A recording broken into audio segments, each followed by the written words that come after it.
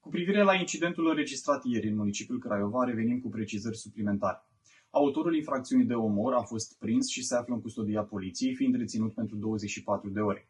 De asemenea, alți 6 participanți se află în custodia autorităților, dintre care 2 au fost reținuți sub aspectul săvârșirii infracțiunilor de tulburare a ordinii și liniștii publice și încăierare, iar 4 se află la spital sub paza poliției. După eveniment, o parte dintre participanți au fugit de la fața locului, 4 dintre ei fiind depistați rapid de polițiști în comuna Podari, ca urmare a declanșării acțiunii Năvodul.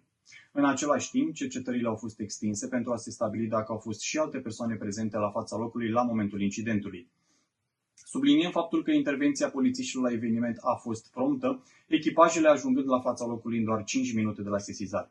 Din primele verificări reiese că persoanele implicate sunt membri a 2 familii, unii dintre aceștia fiind reveniți recent din străinătate, iar conflictul a izbucnit pe fondul unei dispute ca urmare a întreruperii relației dintre un bărbat și o tânără din familii diferite.